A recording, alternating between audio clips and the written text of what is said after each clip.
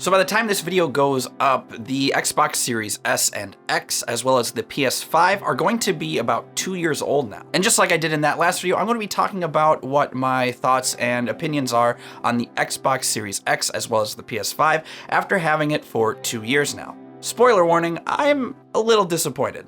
Let's get into it.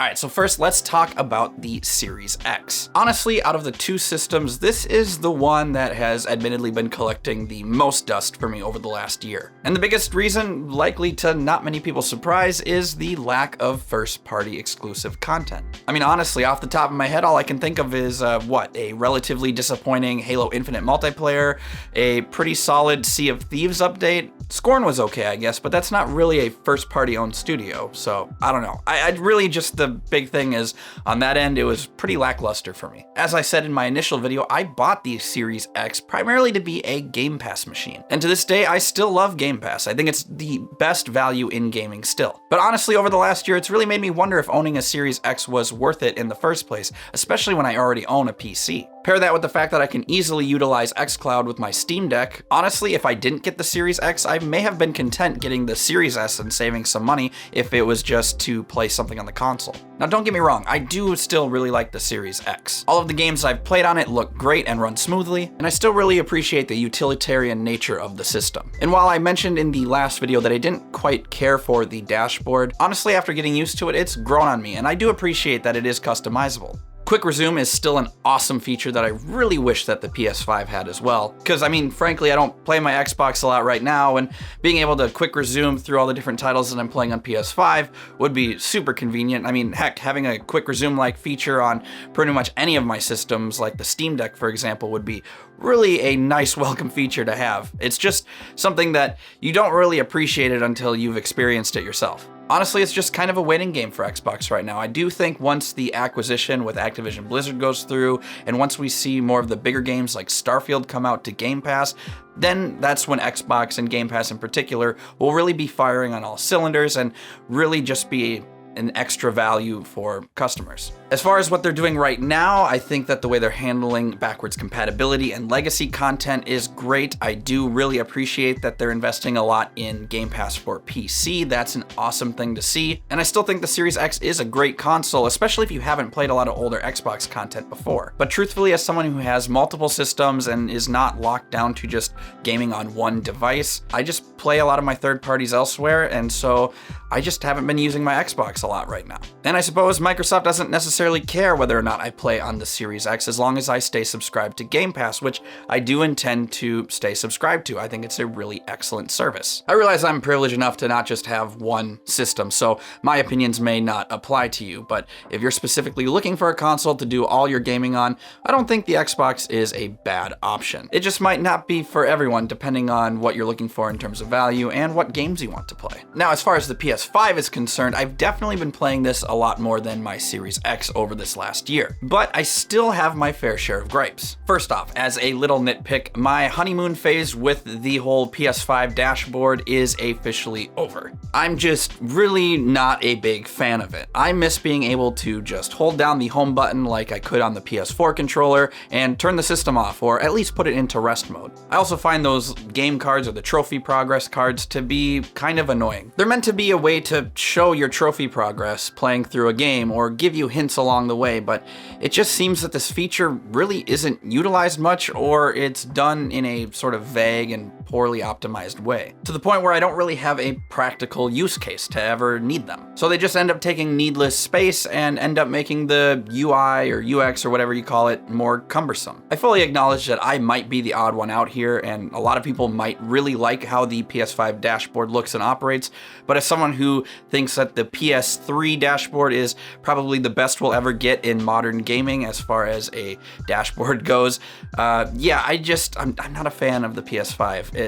The dashboard is just kind of clunky, cumbersome, and not very straightforward. When it comes to games, I admittedly was a little bit disappointed with how few titles we got this year. I mean, don't get me wrong, it is a lot more than what Xbox had to offer, and the few games that we did get were really solid. Also, God of War is right around the corner, and I'm pretty sure it's a safe bet to say that that game is going to be nothing short of excellent.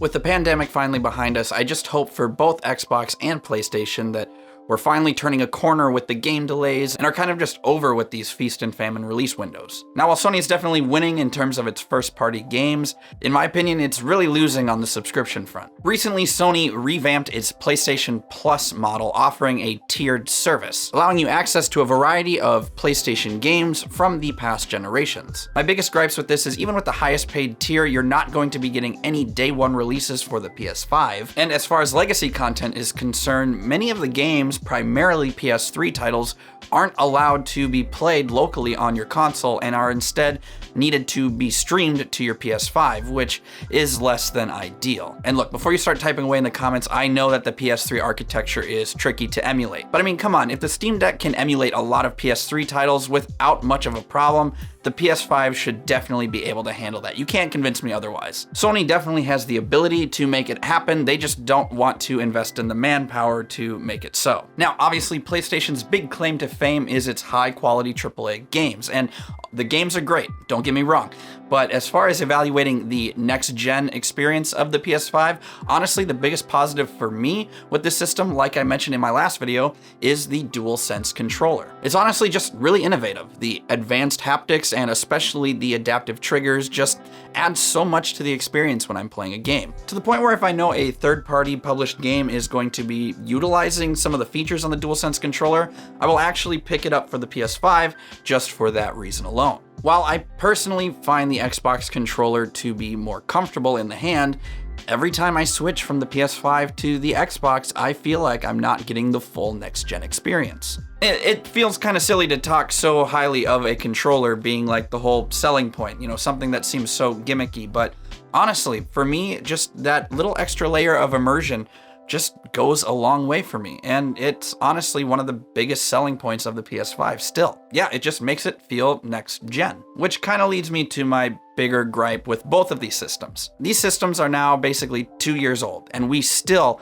are having a really tough time finding a Series X and especially a PS5 on store shelves. I mean, I haven't even seen a PS5 on store shelves at all. And maybe I'm way off base here, but it does seem like with this growing stocking issue, it seems that it's causing a lot of games to be released for both the current and last gen systems. Maybe I'm being a bit of a privileged snob because I have both a PS5 and Series X already, but even with newly released titles, it definitely seems that there were certain design choices specifically made for the PS4 or Xbox One in mind. And I honestly think that's one of the bigger issues possibly, is that, you know, developing for these older systems still is preventing a lot of these newer titles to feel new and exciting. Sure, resolution increases are nice, but for someone who has multiple gaming devices and a gaming PC, increased resolution isn't what makes me buy a new system. Show me gameplay and system innovations that offer me unique experiences and take advantage of the new hardware. Whether if it's due to a new SSD or taking advantage of unique controller features. Really leaning into those things and designing games to take advantage of those unique features is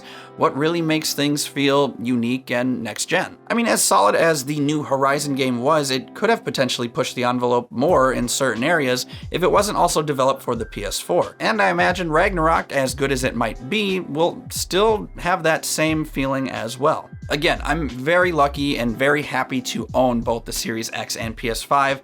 I think the TLDR of this video is, after owning them for 2 years, I still don't think we've really reached the full potential that these things could see. But yeah, that about does it for this long-winded video. Thank you, as always, for watching the video and checking out the channel. Let me know in the comments down below what your thoughts are on either the Xbox Series S, X, or the PS5. Let me know what system you personally own or want to own, or if you don't have any interest in them either way. Any of your thoughts and opinions regarding Xbox or PlayStation, I'd love to hear them down in the comments below. But yeah, that's enough rambling out of me. Thank you again so much for watching. My name is Blake, and for all things tech, games, to really anything nerdy in between, be sure and subscribe to Digital Cynics. Have a good one, everyone. We'll see you next time.